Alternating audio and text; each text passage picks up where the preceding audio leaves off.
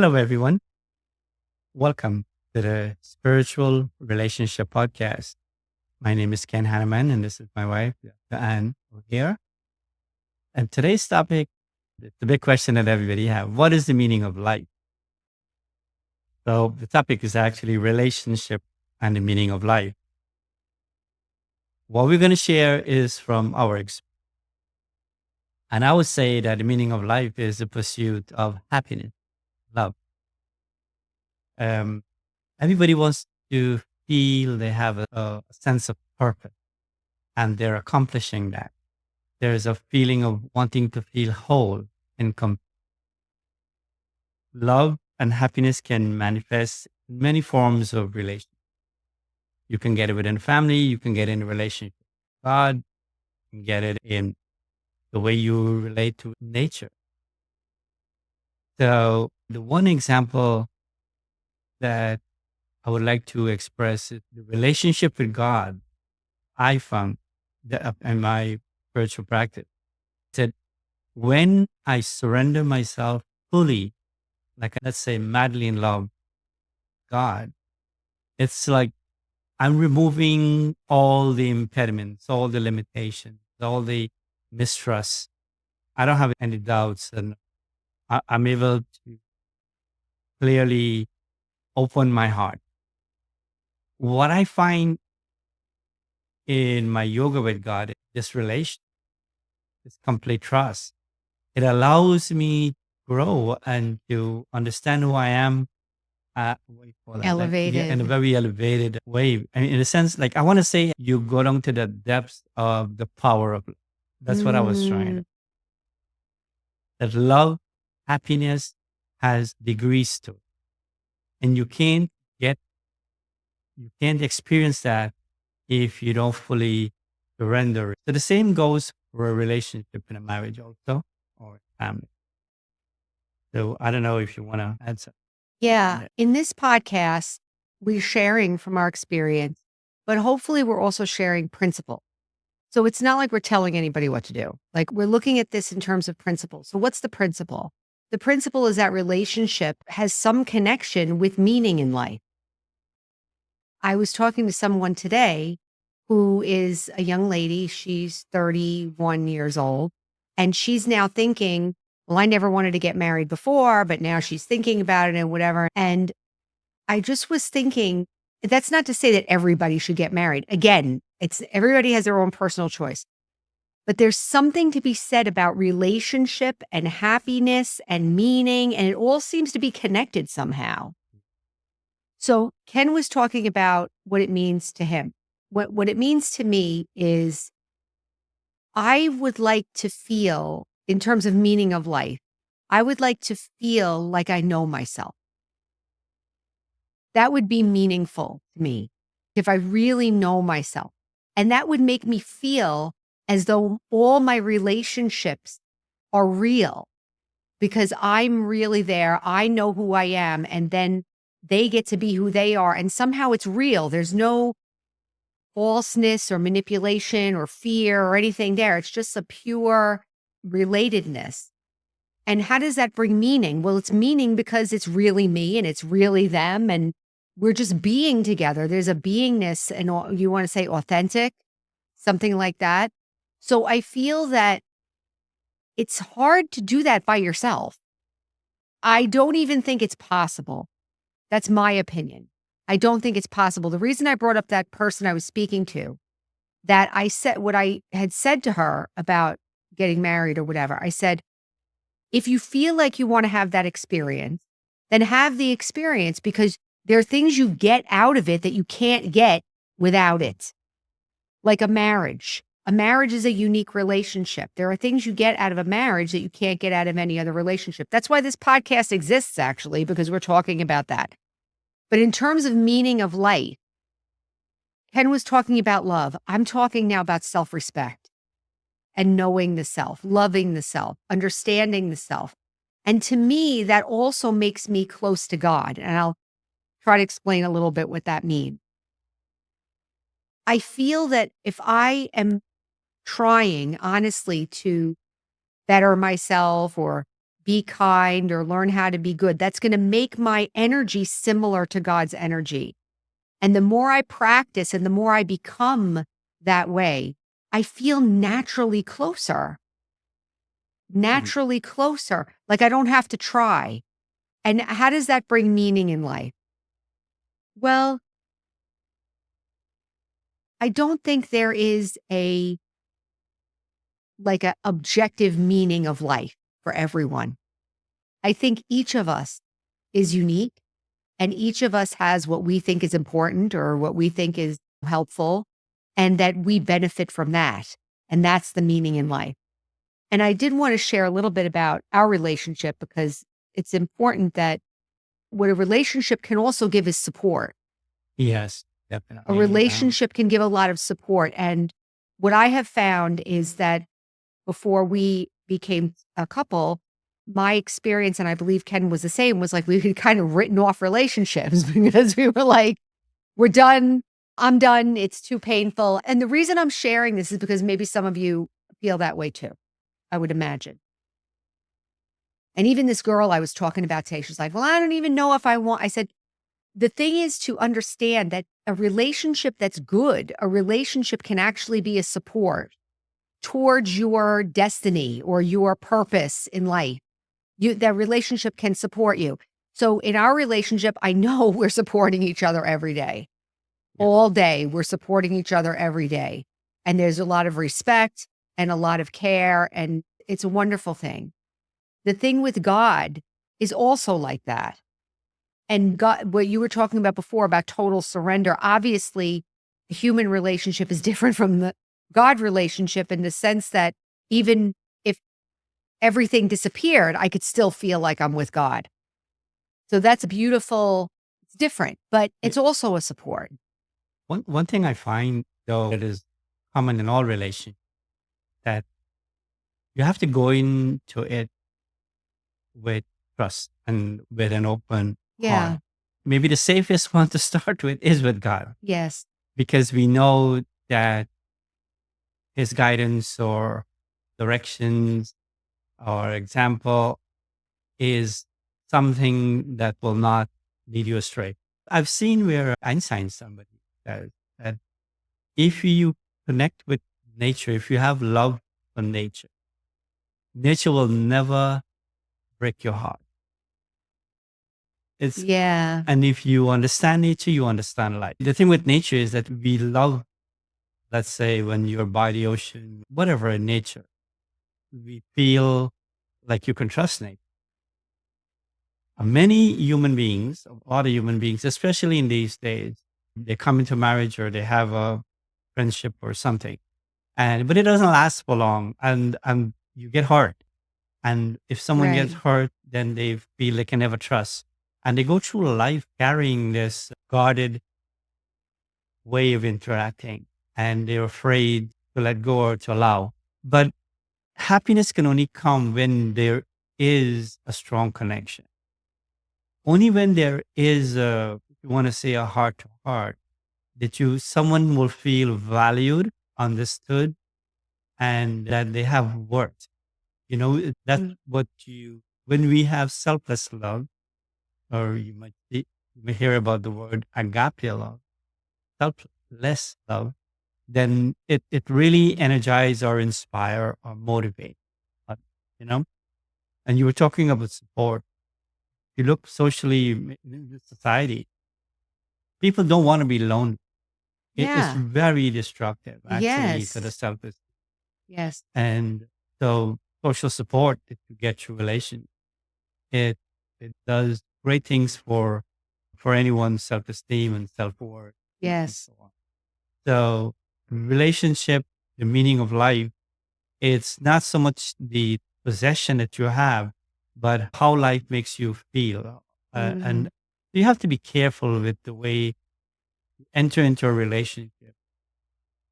You have to be, you want to protect yourself and you want to be careful. You don't want to get hurt, but at the same time, you don't want to imprison yourself or wall yourself off from everyone because you'll see later on in life, there'll be such loneliness and disconnect that you will feel like something. that you wanted out of life, you never got to it. I'm sure there are a lot of people listening that either have been heartbroken in relationships, have feel like they're writing them off, maybe feel a little resentful, like they don't want to get into a relationship and things like that. I guess what we're sharing today is that there is value in relationships. And in my experience, and I like how you said that God is the best relationship to start with, because when we understand who God is, when Yeah. we start to understand that God is a soul, I'm a soul, God's a soul, and God is a pure soul, God is a benevolent soul, God is the ocean of love, the ocean of peace. These are some of the words that we use to describe God, because maybe we learned about God in a different way Mhm. before, that God has vengeance or God is whatever, and God is holding a grudge and God is judging me and Yeah, God and he know whatever, and and he sees what I do and yeah, he's things like watching that, me and I have to feel guilt. Like mhm, in the what our understanding of God is a subtle spiritual being, a soul like us, but he's very unlimited with beauty and peace and power and purity. That soul, if I start to remember that soul and bring that soul or the idea of that soul, that understanding that I just described into my consciousness, that can create a safe space for me to feel connected to someone, no matter what your situation is. And I was not in a good place. And I know you were not either. I was not in a good place, but I felt you said to me, God was my only friend. yeah, And it's the mhm, truth.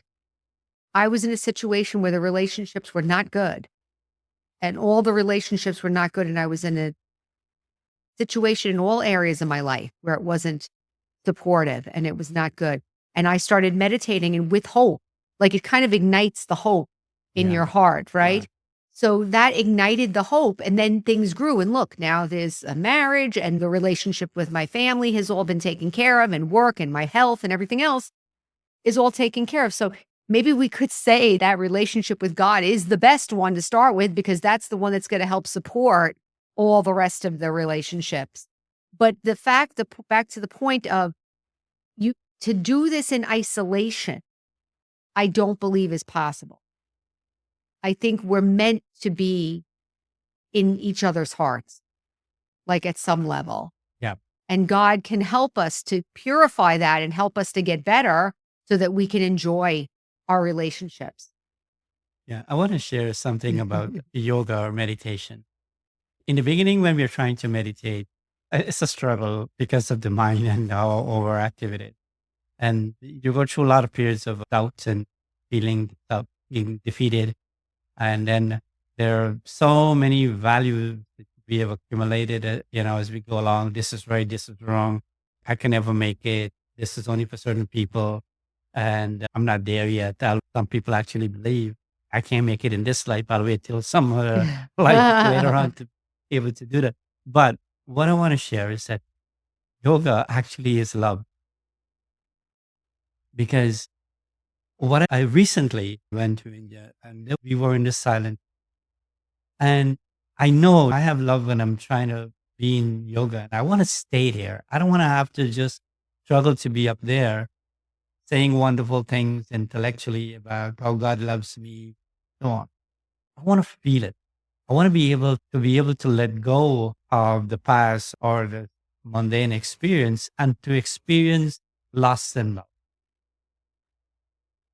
And I had this question in yoga, and being in silence and you're not really communicating or interacting with other human beings. There's only one direction.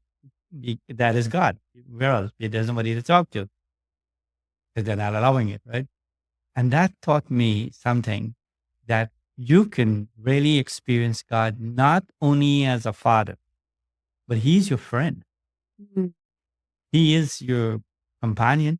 You're combined with him. He listens.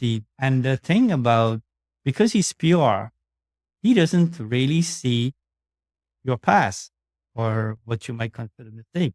He only sees your future, what your potential is, and and that makes us so much sense. So when I'm in this yoga, when I'm in meditation, right, and I want to be there, when I really go into the depth of all this teaching and the laws that govern relationship, laws of permanently, his drishti or his vision of me was like almost a blessing. I was always welcoming, was like his arms is open. And this feeling of surrendering into it, it it took away a lot of the self-criticism or the self-evaluation or trying to figure out if I am worthy of this Mm. relationship. Mm. Took it away completely. There was a kind of an equality in that relationship. Wow. And getting lost in there, eventually staying in meditation was no effort. Hmm. I And hope you all heard that. yeah, it I was hope like you all no heard that. effort. Love has a way of of like you're like you're in an ocean and you're willing to let go and it just heals you. It really makes you feel happy. And the great thing about this is not dependent on anything on the outside. Not dependent on somebody praising you, and it's not dependent on physical possessions or role or anything like that. It was almost like a child in the lap of the parent. Mm.